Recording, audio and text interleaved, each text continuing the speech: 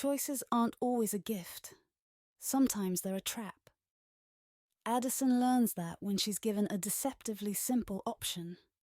Marry some apparently poor, useless reject of a wealthy family, or be forced out on my own without job experience, with no savings, and only a friend who wouldn't be able to take me in.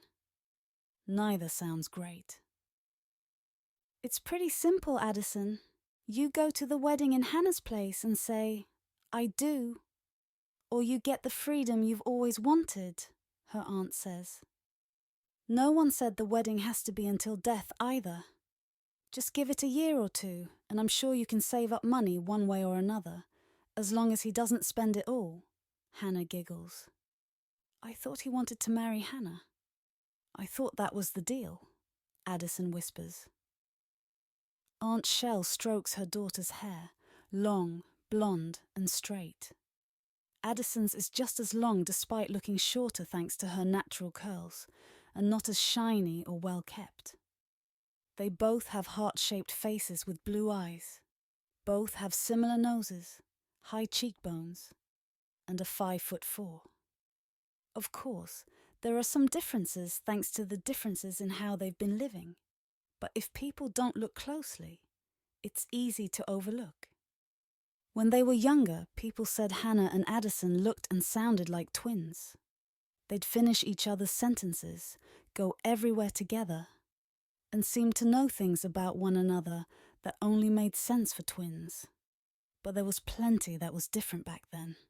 For example, Aunt Shell was kind and down to earth. Hannah and Addison were friends with inside jokes and promises for the future. Addison's parents were alive. 3 things that Addison took for granted until she hit 12, and life started changing.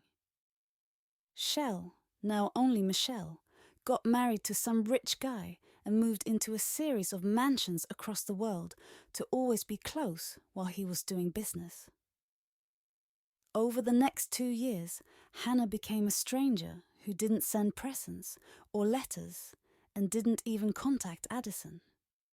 Then, when Addison was 15, her parents died, leaving her utterly alone.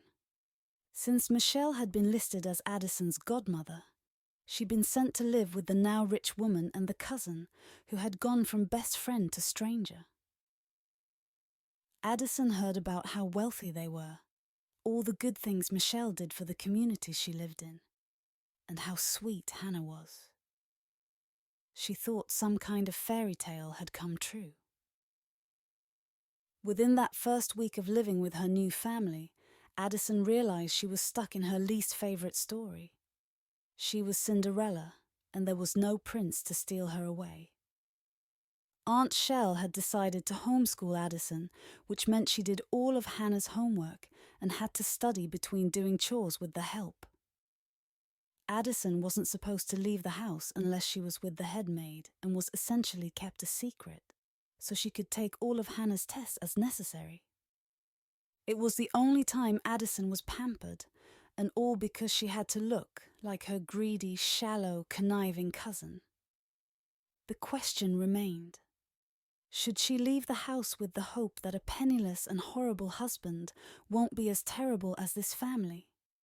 Or should she take a chance on a friend who can't handle more responsibility but might have a way to get Addison into the real world properly?